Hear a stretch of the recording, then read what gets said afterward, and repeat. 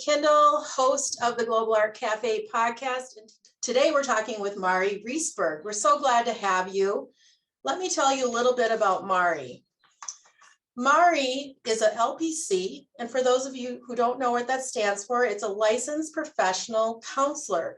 She's a therapist, performer, creativity coach, and host of the Sustaining Creativity podcast. She holds a BFA in acting from the Hart School and an MA in somatic counseling psychology, dance movement therapy from Nairobi University. She currently splits time between the traditional 9-to-5 world as the director of utilization review and internship programming for a substance abuse treatment center and her own sustaining creativity business, where she works with performers and non-performers to spark, grow, sustain, share, and transform creativity in their lives. Mari believes life is way more fun when we tap into our creativity. So much, yes. So glad to have you here. And today, as we get started, let me just say our topic, why creativity feels so risky and how to overcome it.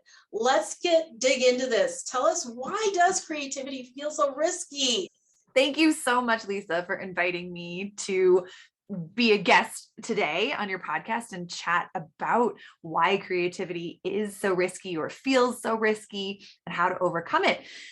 I think there are many reasons. The biggest one, I think, is because in our kind of Western culture society as adults, creativity isn't really nurtured. We are taught about productivity. We need to be productive when we're at work. We don't have time or space to allow creativity to bubble up and be expressed.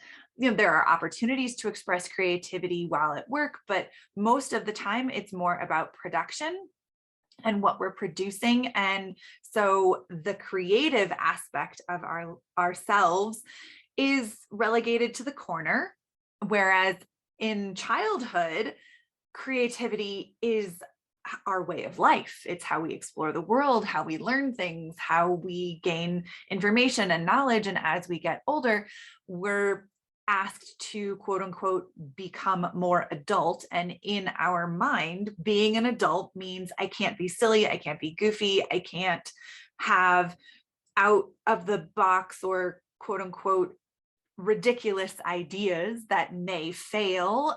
Everything needs to be wrapped up in a pretty bow and perfect. And so it can be very intimidating to flex creativity as an adult. And so I think those are some of the myths we get to bust today. I love it.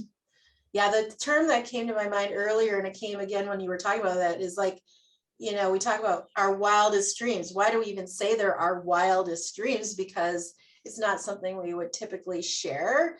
Because yeah, as we get older, it's like we have our little boxes for everything. We have our work, we have our play. There is not an overlap. And I think over the past couple of years, especially, we've really found how important that play piece is to our lives. It's actually essential. Yeah.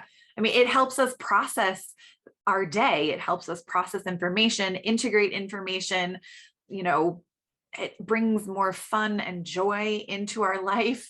So when we stop playing or our stress gets so high, play and creativity get pushed to the back burner. And yet play and creativity help us manage our stress. So it's one of those things where we have a lot of stress. We don't want to play and be creative, but creativity and play help us manage our stress. So I think it's what we're talking about, that creativity being risky. It's like it's all not quite shameful, but almost like we shouldn't, and which is a no word in my world, right? Like, it's just like, we don't think that's something we should be doing as adults. Like, well, how do you measure coloring sheets? Right. So it's better. Right. You know, can you measure productivity when you're having fun? I mean, no. Really? Who does that? But I think that's where people can get really stuck. Oh, if I'm playing a game, I'm not being productive. But I would like to challenge that or bust that myth that the creative process, you need time to let your ideas marinate. You need the opportunity to do nothing. That is part of the creative process. And when it's built into the system that you're in, you're actually being supported to flex your creativity. And when it's not, when you're, charting or logging every moment of every day for your productivity or your production, there's not space for you to breathe and be in the present moment and experience how you're feeling about what you're doing. And I think that's where the creative process and creativity really comes in and helps us, allows us to have a little more space and still get everything done that we need to get done. I recently experienced that myself, where I was forced to take a break. Well, I had a huge to-do list, and I was panicking, even though I was so sick I couldn't be productive, and I had this deadline. In the end, I did manage to get everything done. So even though I could absolutely do nothing physically, even maybe mentally, we'll say, during that time, right? Like, I didn't think I was, that's what we're talking about, right? Like, but there was still creativity. It was like, even though I couldn't move and do the things, in the end, what I learned was, even if you take a complete break, stand still, whatever, an intentional timeout, you're going to be more productive. But it's hard to believe, because that's not how we're programmed. Right. It's that uncertainty. How can I trust that I'll be more productive when I get back to it? It's that fear of it's all going to fall apart. It's never going to work. I'm going to lose out on, however many things I needed to get done and I can't. Or I'm going to miss my deadline. Right. I'm not going to get that done. Yeah. The uncertainty that creeps up. And yet creativity thrives in uncertainty. It's about being surprised and letting yourself have those moments and opportunities to be in the present moment, not in future moments. Well, right. I think it's more about, like, if you can allow yourself, and I find this more and more as I get older, is like allowing more time to happen between the things on your list. It actually is helpful to getting a better result. I was thinking of I'll let you talk about hacks to creativity. Maybe that's part of overcoming it. Like, I'm thinking about, like I brought up wildest dreams. I'm thinking about dreaming. So people who are like type A personalities, like probably we are, where we want to do all the things, and we do, and it gets to be kind of crazy and it can wear us out. But there are hacks where, okay, you don't even have to tell someone you're doing it, but like the idea of going to bed, setting the intention, what is the problem you want to solve, and you go to sleep. You're doing nothing, and yet you are, because your brain's still processing what you've just asked it to process. So I'll let you talk as a therapist about that and some other ideas, right? I like to think of this visual picture of 3 or 4 circles surrounding each other. You've got the middle circle of your comfort zone. The circle just outside that is your stretch zone. The next circle is your reach zone. And the last circle is your panic zone. And I think a lot of times we assume I have to get to my panic zone. That's where big change is going to happen. And yet, actually, the circle, the edge of your comfort zone into your stretch zone is where big change starts to happen. So finding out what are those things that are just outside of your comfort zone or your familiar zone that you still have some confidence in achieving, and it may feel a little scary. Not the jump off the high dive in the deep end scary, which would be your panic zone, but what's that stretch? It's a little bit of a stretch. So taking those small steps, it could be you wake up the next morning and you decide, I'm going to put on my favorite color today, because that feels like bringing more joy into my life. And that is an act of creativity. I think there's also an opportunity to shift what we see as creative. It's not just performing arts and fine arts. It's getting dressed in the morning. It's opening the refrigerator and pulling 5 items out and making a meal out of it. Or if you order food in, it's how you plate your food. That's a creative act. So being able to expand your idea of what is creative is one way to help it seem less intimidating or less scary. We're already doing a lot of things in our life that are creative. Are we taking the moment to recognize, oh, this is a creative expression, or I am making a choice to be creative? The last time you played a board game or a card game, that's an expression of creativity. If you put on your favorite song and have a 2-minute living room solo dance party, that's an expression of creativity. And these are, small steps that for many people don't feel too big or too creative, for lack of a better phrase, or getting outside and going for a walk. Changing your environment is another great way to kind of allow your creativity to start moving and grooving with you.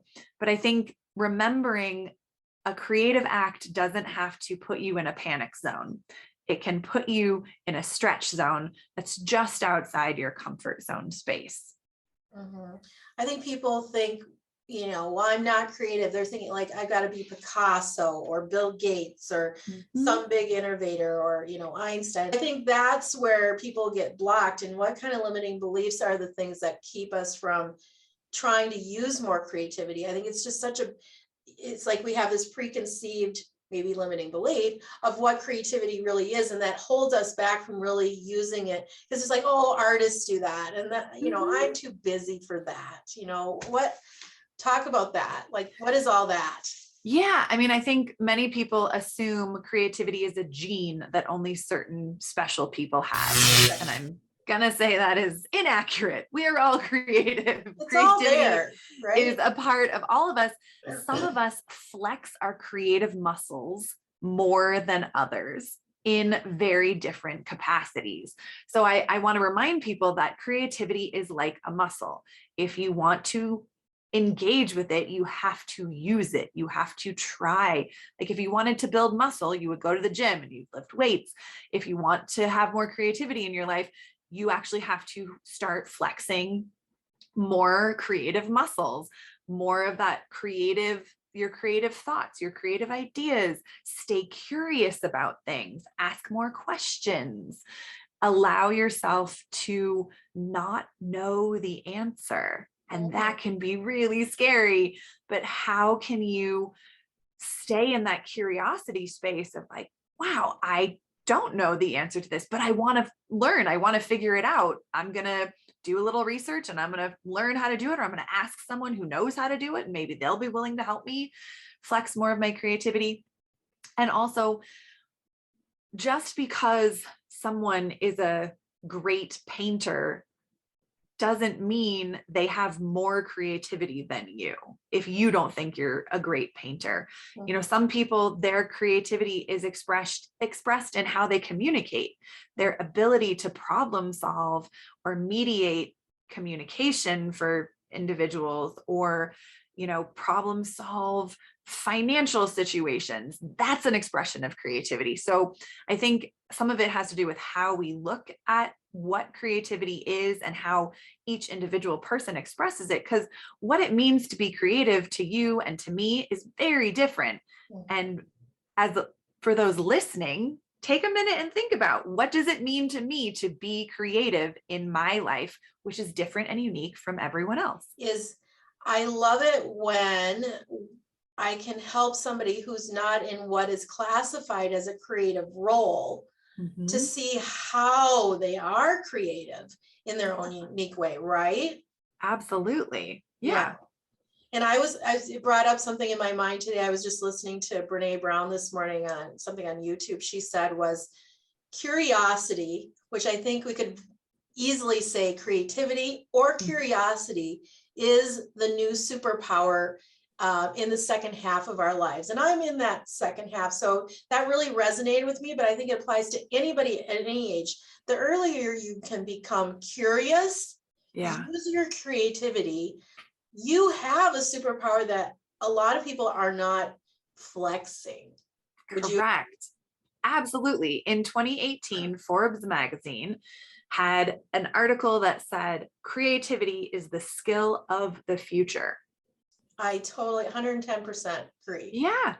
In business, in economics, in the whole world, creativity, how we engage with it is going to become more and more important. And our ability to access our creativity is going to be valued much more as we continue. It's much more than crunching numbers, which that's not my gift, but somebody that does it, it's more than just making the spreadsheet. It's how you use it, what you do with it, how they add up, what can you make of it. That's not my forte, but if you're creative, you're going to find a solution that we haven't thought of before. I think I'm using this generally speaking, but I think a lot of us have just had our heads down for so long, just work. Whoa, what about life? Where is our life at? How can we use creativity to enhance that? So these people that, if you feel like it's a risk to be creative, how can we help them overcome that? Small steps, trying something new, making a list of things you've always wanted to try and pick one and try it. I think, when we are so risk averse, our world becomes very small. And yet, if we have these urges and desires for connection and companionship, we will at some point have to step outside of our comfort zone. That's where our stretch zone comes in. What are those little things? Because if you don't, what changes? That is such a great question. Not much, right? Jinx. Yeah. So not much changes. Not much. It's such a frustrating place to be. And if it's you out there, is it a relationship you want? Is it a new job you want? How long have you wanted it?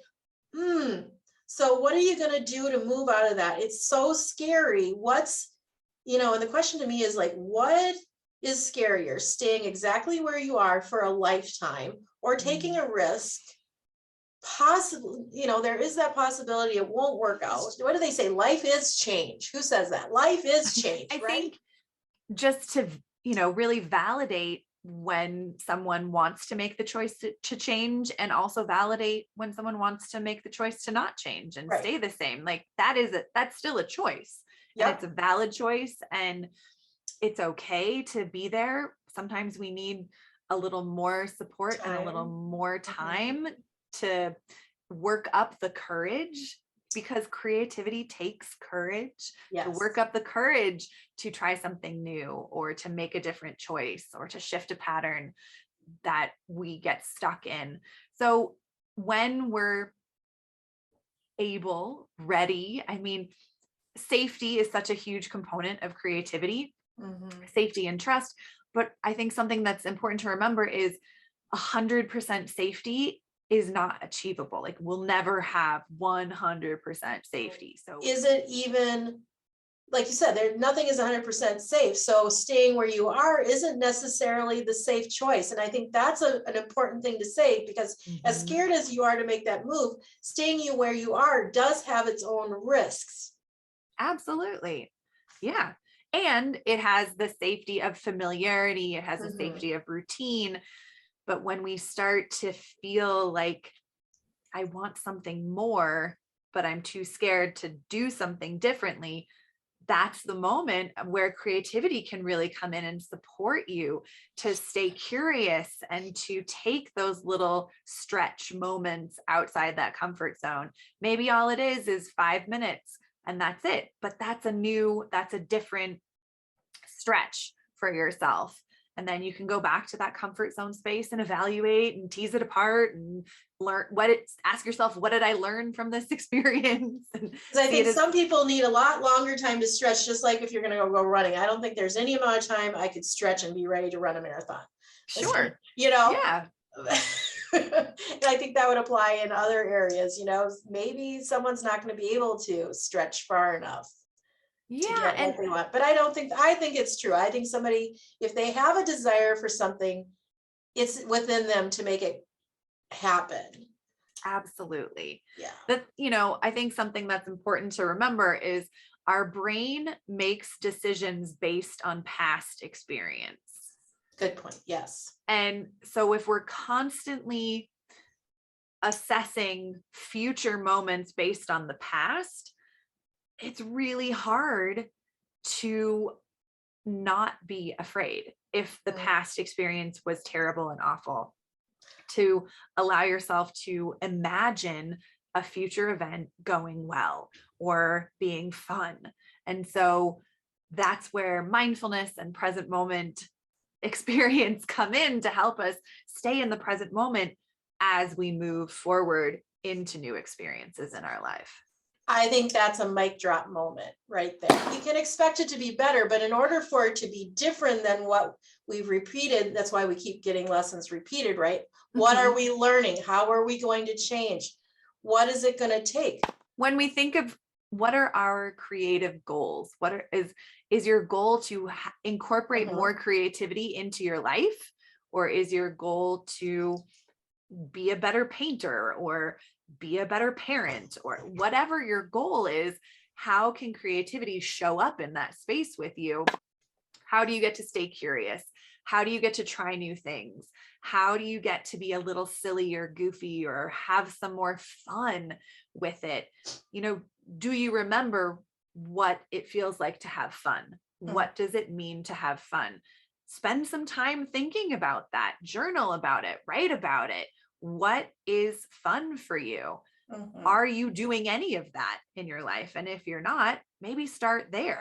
One friend that came to my mind, she's a very, very talented oil painter. And over the course of our friendship, occasionally she'll say to me, but I'm not creative like you. And I'm like, what are you talking about? You're so talented. She's like, my art is very different from her art. And just as much as I can't paint, an animal or a portrait very well, in my mind, like that's not where my comfort zone is. Yeah. I need to stretch. I'm stretching that right now. And let me tell you, I was scared to death with this new commission because guess what? It was a portrait and that's not normally what I do. Yeah. It was freaking me out. I mean, I've taken like months to even put the first stroke on the canvas. Creativity is so different, even between artists, and people listening to this might not even realize that. Like you see it, but doesn't mentally. Absolutely. Yeah. I mean, I think we can specialize in an artistic expression that is part of a career or a job, but then what are your personal private expressions of creativity and art? And maybe they're very different. And that's the beauty of creativity. Like, I know you love dance, right? Oh my gosh, love it. And yeah, I'm a musician. So I mean, and everybody can partake, even if they're not professional, like you're not a professional painter, you can still get a lot of joy out of putting a brush on canvas. Or you can turn up the music and have a dance party. I might do that on occasion. Yeah. All these things are okay to play with. That's where I think you're saying, right? Like, I encourage you to play with it. How are you playing? Do you love crafting? Is that your expression of creativity, or scrapbooks, or, cooking, or driving? How is driving a creative expression for you? Do you try a new drive from home to work or to the grocery store, or do you walk a new route in your neighborhood when you go for a walk or when you walk your dog? Can that be an expression of creativity that fills your cup? Because to keep producing creativity or creative things for other people from an empty creative vessel is really challenging. And then give yourself time to daydream. When was the last time you daydreamed and just allowed your thoughts to wander of like, what would it be like to imagine something and flex that imagination muscle a little bit more? I'm going to put you on the spot because that's what makes this fun, right?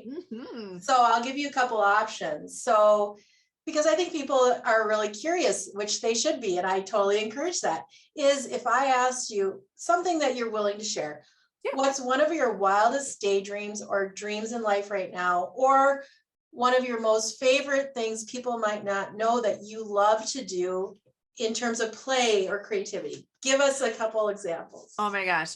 Wildest dreams. Right now, my wildest dream is to have a fully flourishing floral garden in my backyard.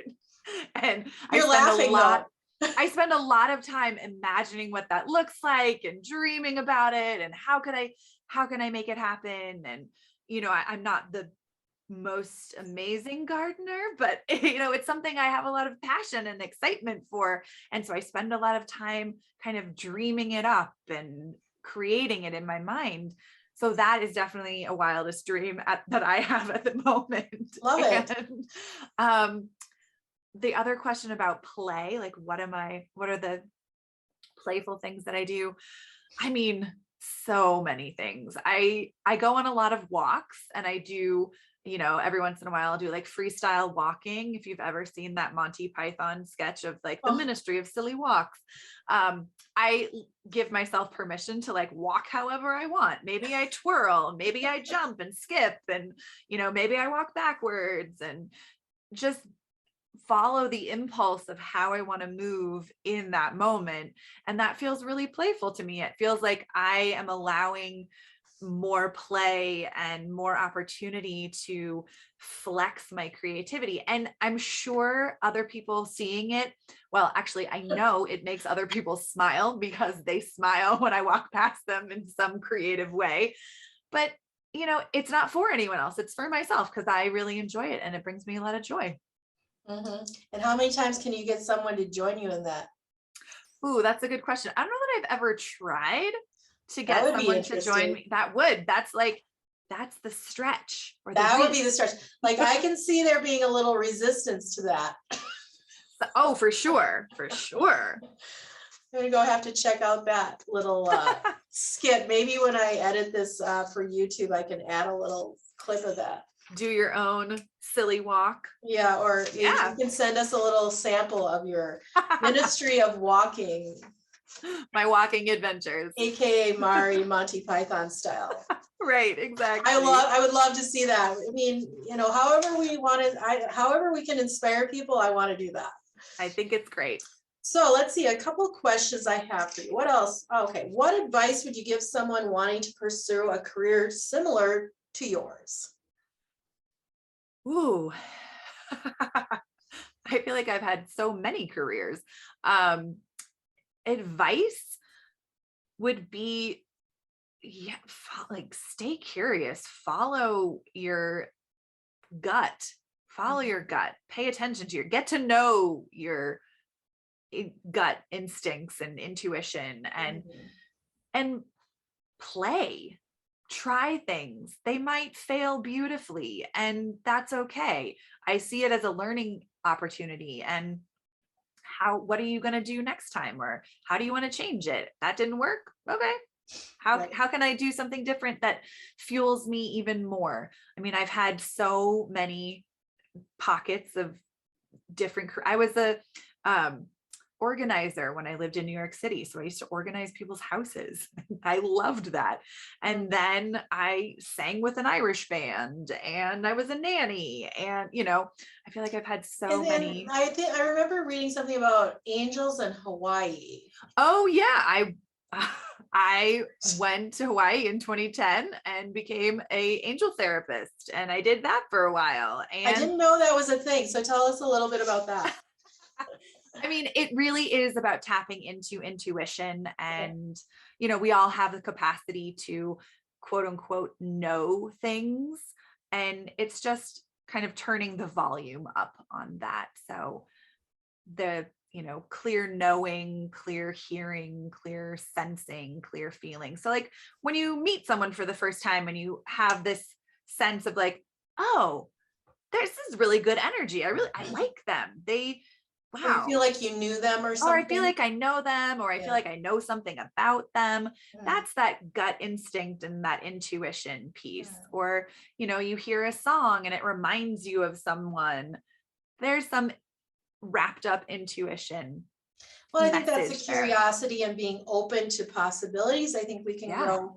As I was reading some of your background too, one of the things that I loved is you grew up with a 30-foot labyrinth in your front yard. And one of my podcasts I do is once a month, I talk with my mom. And I think, that intergenerational piece along with creativity is so important. The things that we learned growing up, you want to talk a little bit about how that plays a part, because that's a big part of my passion, is not only just connecting women and men to their creativity and how we can grow, but this the sense of intergenerationalness. And if you don't have it out there, if you're listening, if you didn't have it growing up, like you said, maybe your path was not great and you don't have good experiences to build from. I'm hoping some of our stories that we share here can be something you can take and grow from. So with that, tell us about your history. What did you get from growing up? And I love that, the labyrinth. Tell me a little bit more about that. Yeah. So for those listeners who don't know what a labyrinth is, it is a sacred geometric walking path. And yeah, I had one in my front yard growing up, and it was people, the general public would come and, walk and meditate in our front yard. And that was just a part of, that was normal. That was very normal. Where did you live then? I grew up in Portland, Oregon. In Portland. Okay. Yep. It was in our front yard in Portland. And creativity was always such a huge part of my childhood and growing up. And I was really encouraged to try things. And I was the kid who sat out in the yard and talked to the fairies and pixies and elves and gnomes and had a magical world that I created and had, all sorts of fun things going on. And it was really nurtured and supported by my parents. And they also had their own creative worlds and expression. My mom was a basket weaver for a long time. And we were always doing some craft thing, or at every birthday party, there was very elaborate creative thing, like tea parties, and you made rose petal lemonade. And like, there were all these things that we would do, but also my parents were very creative getting my brother and I to do things. Like, there were hikes that we would go on and they would walk ahead of us and leave cubes of cheese along the trail for us to hike and like keep up with them. I love that. So I think that experience and expression of creativity was so profound and prolific in my life that it has continued. So how could it not? How could it not? Yeah. I love that. I mean, I had a lot of those same things, but not the cheese on the trail. So they get that prize there. Right. Yeah. But, I remember taking walks with, we'd go to the North Shore here in Minnesota every summer growing up as a kid. And, I learned I learned photography from my dad, taking walks along the shore on the cliffs of the Lake Superior. And yeah, if my mom was along on a walk, she'd always be pointing out some detail along the forest floor. And so if you go on a walk with me now, I always have some kind of camera and I'm always stopping. So, but yeah, because it becomes embedded into your DNA. It does. Yeah.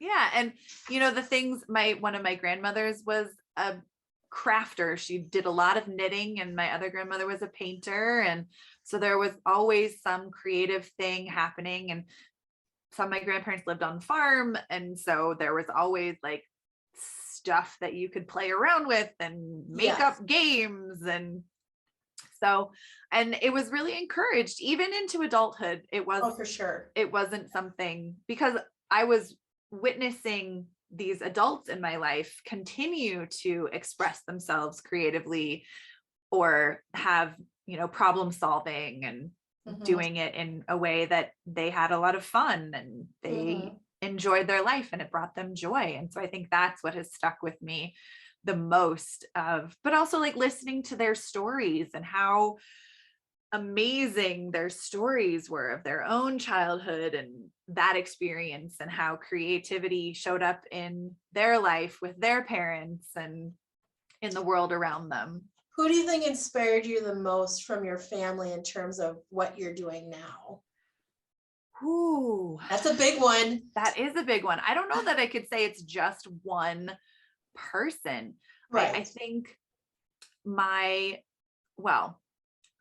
grandfather, my dad's father, was definitely an adventurer and was always doing, very different things and would start businesses and try new things and, talk to everyone. He was a very outgoing human. And so I feel like I get a lot of that from him. But I think also by my parents and my siblings and friends and my high school drama teacher and, all of these people that I've crossed paths with, have influenced who I am today and how I show up. And, my friends are huge influencers in my life and in my creativity. And I take a lot of the relationships I have with them forward in my life and use that in so many amazing ways. But being a therapist too, going to grad school and learning all the things about being a therapist and going to my own therapy and learning things about myself. I think that has been incredibly helpful and supportive. Hiring a coach or hiring a therapist, it's in that questionable part. Like it feels a little risky, like maybe, I don't know, but it shapes you. And before I lose this, I'm thinking, just to respond to what you're talking about, your family, I feel that this energy from you with your family, like you totally did take your grandpa's energy, and the phrase that came to me was fearlessly creative. And I think, because I watch you on social media and we've gotten to know each other, and you're a mutual friend with Raditya out there, and we all have this fearless energy around our creativity, and we attract each other because we're so passionate. It's that passion for helping others find creativity. And I think that's what's so wonderful. And, now getting back to like, why would we hire a coach? Why would we hire a therapist? And why it doesn't have to be scary, because you get to be creative. It's your version of therapy and coaching. I mean, coaching and therapy are very, very different. And let me just say, it's not a failure if you go see a therapist or a coach. It's in fact the opposite, right? Like, let's talk about busting a myth. This is more than I had planned to get into, but seriously, like, right? Yeah. I mean, I think it's becoming a little more normalized, and maybe more accepted, and more accepting, less of a taboo. But there are still very strong beliefs that individuals have that you don't share your problems or your issues with other people. And that's okay. And it's also okay to find a trusted, skilled professional who's licensed, who has the training to support you in whatever you're looking to shift or change or, understand about yourself. And I think and you're licensed. So what is the benefit of going to a licensed person? Because I've developed a tool that, you just purchased. We'll talk about it briefly before we close out here soon.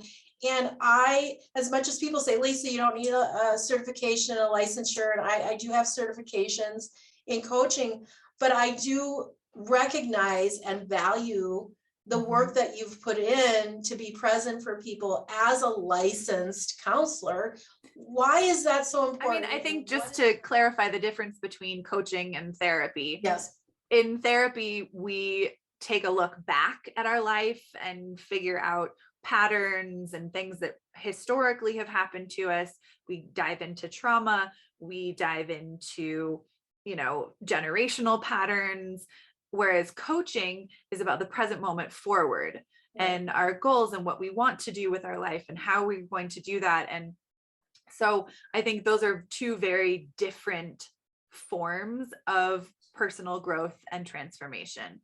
So depending on where you are and what you're looking for, that can help you figure out, in my life right now, do I need to talk to a therapist and sort out some history in my life? Or right now, do I need to work with a coach and sort out present moment experience and future aspects? Not to say that a therapist won't also support you in present moment and future components. I think that's such an important delineation. But you can find me on Instagram and TikTok and Facebook at Sustaining Creativity. You can go and listen to my podcast, Sustaining Creativity Podcast, wherever you listen to podcasts. I have coaching opportunities on my website, sustainingcreativity.com. I love supporting people who feel they're creative and people who don't feel they're creative in transforming their life through creativity. So those are the ways you can get in touch with me and find me and ask me your creativity questions. Excellent. I think this was an awesome conversation, and I can't wait to listen to it again and hear the nuggets that we found today. Let's leave our listeners with, like, what is the biggest way they can overcome their fear of trying something creative? What's the first thing they could do to really bust out of feeling scared about being creative? I think this is a two-parter. Okay. First thing, acknowledge that you're scared. Like, it's okay to be scared and to have, anxiety and worry about being creative.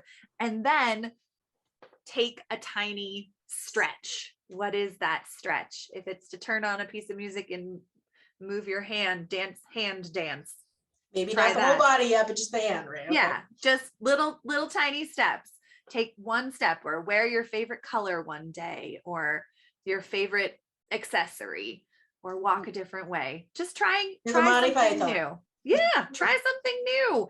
And it doesn't have to be big. It can be very, very small. I love it. Yeah. Well, any other closing thoughts? Just have fun. Give yourself permission to have more fun. If we started every day more like that, wouldn't it be great? This is such a heavy podcast. Go have fun. Exactly. Oh, I feel stressed. Why? It's not risky. It's not stressful. Open a box of crayons. Get a brush have a out. little more fun. Paint Or on the sidewalk. The rain's going to wash it away. Forget about it. Forget about it. Don't worry about it. Go have fun. Go walk like a lunatic. Or walk like yourself. Yeah, and just take in the beauty around you and enjoy it. That's one of my favorite things. I take walks all the time along the lake, and I'm always looking for things. And, I always challenge myself to find something different in how I see it. What can I see different? And maybe it's as simple as that. I've taken people on these walks sometimes where we go and we're trying to see in a different way. There's so many things. And that's just me. But yeah, whatever it is. Yeah, a plan to see. I'm going to notice all the yellow flowers today. I did that. I was doing my green challenge last month, the 31 Shades of Green. Did you see my sketchbook? Yes. But taking the time, slowing down to notice the little tiny bit of grass coming out through the snow, or the street sign is green. Did you hello? The light just turned green, all the things. So that's a great one to do as a color, Yeah. Pick a color for the day, which is my thing, which segues nicely into what my deck. I did the risky thing. I created something that we were just talking about, partnering with therapists, licensed practitioners. There will be a small group of people that is going to go through my training, and I'm going to teach them. It's called I Am Colorfully Made. These are two, she has one, I have one. These are 2 of 10 of the very first printing of this deck that I've been working over the last 2 years to create. So Mari has not unpacked hers. You want to unpack it? Yeah. And share with us. This is going to be first reactions. I know. I'm looking at the mini guidebook and the life path colors. So you learn your life path color, and you were just talking about how color can influence your day, whether it's something you wear. Absolutely. I love it. So and then one thing to mention is when you purchase this, it will be available to the public very soon. In the guidebook on the back, there's a QR code. And when you scan that, you're going to get a full 30, like Mari, you can do this. Is scan that QR code and you'll have a 35-page guidebook that talks all about the life path colors and the power of color and how you can use it to empower and inspire you in your life. So in the deck, what you got is you see the fronts, and then you've got all the 9 colors on the back, plus cards that are pre-made affirmations. So this is something you can engage with that's already done, but the power of this process is when you create your very own deck. And that's I love it. What's your first gut response? I love it. I love it though. Yeah, this is great. No, I think these are so much fun. And I appreciate the pre-made affirmation cards and the color cards, because I think both have a lot of opportunity to show up and be expressed. Right? Yeah. Yeah. And the other program that I have this is a complimentary program to the Make Your Own Color Affirmation Deck. This is called I Am Colorfully Made, but if you actually engage in this, and we talked about this at another time, is if you make your own box and your own very own cards. But I have clients that have made this. I've had participants make their own deck. When you engage in this process, like anything, create anything, it's personal. So it's wherever you are on the path and you're making your own affirmations. But this deck that we have here in our hot little hands is something you can engage with right now. Should we do a drawing? Yeah, let's do a drawing. I'm shuffling. Okay. So I'm shuffling. Shuffle away. I'll shuffle too. And then when you say stop, I'll draw like the top card, and that's going to be, what are you going to commit? Are you going to change into something in this color, or are you going to create something today in that color? What are we going to use it for? I'm going to incorporate that color into something that I do today. Okay, you report back to me tomorrow and let me know how you used it in your day. I totally will. What is your intention? I will do the same thing. I'll find a way to incorporate it in my day and create something. Okay. It could be food. It could be a photo. It could be, I don't know. Maybe I'll change my clothes. I don't know. You never get creative. Exactly. Okay. Stopping. Okay. Top card. Yep. Ooh. What did I get? I am selfless. Ooh. Being selfless makes me happy and brings me joy. And it is indigo, I believe, or is it purple? Let me see the card. That's violet. Or violet. Violet. Yeah. Fun. So, and what does it say on the mini guidebook? It'll say that I am a seeker today. So look, what was I just talking about? Look around. You see, creatively raise consciousness in the world. And I can only hope I've already done it. Hopefully I have raised consciousness in the world already. I'm done. No. Done for the day. I'm done. All right. So what you got was indigo. I have violet. And indigo is my life path color. And if you want to know what your life path color is, please contact me at hello@lisakindle.com or find me on Instagram or Facebook. But what does indigo say? Indigo, individualist. You help the world to see, deep intuition, calm, and good communicator. I've done that today as well. We are so good. We are bold. We are bold. We're on it. I love it. But so much fun. Mm-hmm. Thank you for letting me unbox these cards with you.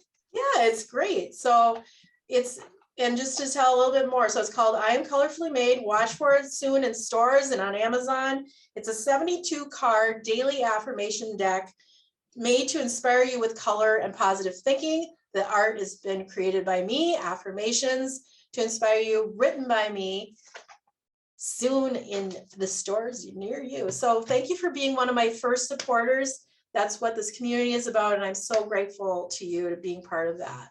Thank you so much for inviting me to chat with you today. It's been so lovely talking about creativity. I love creativity and could talk about it all day. So it was nice to get to have a centered Me too. conversation.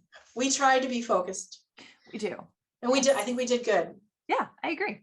Thank you for the lovely creativity moments and sharing wisdom. And I will put in the show notes all of Mari's information and a little bit more about what's going on with me in the show notes. Be sure to check it out, subscribe, hit the like button, follow, check Mari out on her Sustaining Creativity podcast, and follow us both on Instagram, Facebook, and let's talk creativity again soon.